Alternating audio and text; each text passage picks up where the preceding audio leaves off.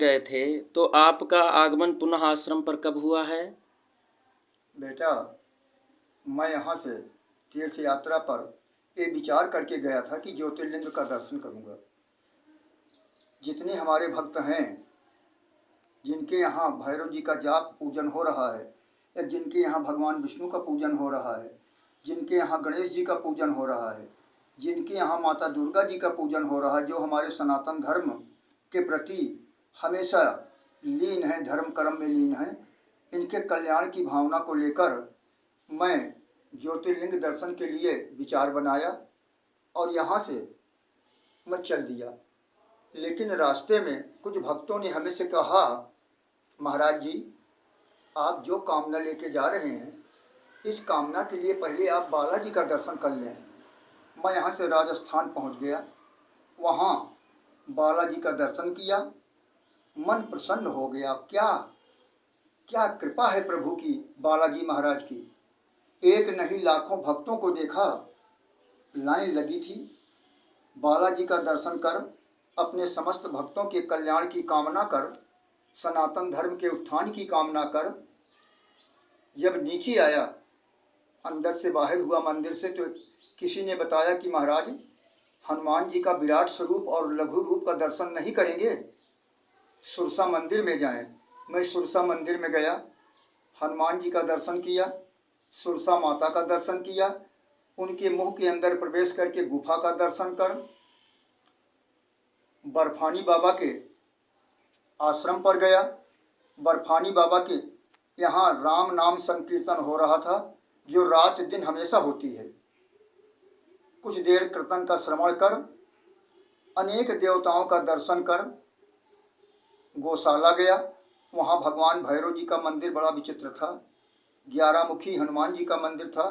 दर्शन करके हर मंदिरों में मैं एक ही निवेदन किया हूँ, मेरे जितने भी भक्त हैं, इनके घर में किसी प्रकार की बला न रहे, रोग व्याधि न रहे, हमारे समस्त सनातन धर्म मानने वाले हमेशा खुशी रहें और सबका मन प्रभु के चरणों में हमेशा लगा रहे, ये कामना करते हुए गौशाला में गौ माता को प्रणाम कर आगे के प्रस्थान की तैयारी जब करने लगा कि एक बुजुर्ग ने बताया, महाराज 3 पहाड़ी नहीं जाओगे? वहाँ भगवान भैरव प्रकट हुए हैं, माता काली प्रकट हुई हैं, वो समस्त भक्तों के कष्टों को दूर करती हैं। मैं अपने समस्त शिष्यों के साथ 3 पहाड़ी पर गया। प्रत्येक पहाड़ पर अनेकानेक मंदिर थे। सब मंदिरों का दर्शन करते हुए अंजना माता के मंदिर में जाकर प्रणाम किया। बाल रूप हनुमान जी का देखा, उनसे निवेदन किया, मेरे समस्त भक्तों का कल्याण करना प्रभु। मैं यही चाहता हूँ कि मेरा सनातन धर्म दिन पर दिन आगे बढ़े, हमारे जितने भैरव भक्त हैं इनका कल्याण हो, हमारे सनातन धर्म मानने के वालों के यहाँ कोई भी रोग व्याधि न रहे। ऐसी कामना करके पहाड़ी पर पहुँचा। जब तीसरे पहाड़ पर गया, वहाँ भगवान भैरव और माता काली का दर्शन कर उनका पूजन अर्चन किया, भगवान शिव का पूजन अर्चन किया। यही निवेदन भक्तों के कल्याण की कामना वहाँ भी उनके चरणों में डाला। मेरा पूजन अर्चन देखकर 3 पहाड़ पर जहाँ भगवान भैरव और काली का मंदिर था, जहाँ लोगों के शरीर से रोग व्याधि का बंधन काटा जाता है, वहाँ के मुख्य कार्यवाहक श्री प्रहलाद जी योगी और वहाँ के महंत जी बहुत प्रसन्न हुए। वह अब प्रसन्न होकर के मुझे रोग व्याधि के हरण करने वाला एक मुग्दल प्रदान किए, जो भैरव जी के चरणों में था, और बताए कि इस मुग्दल के द्वारा किसी भी प्रकार की भूत प्रेत की व्याधा अगर किसी पर है तो उसका भैरव जी हरण कर लेंगे।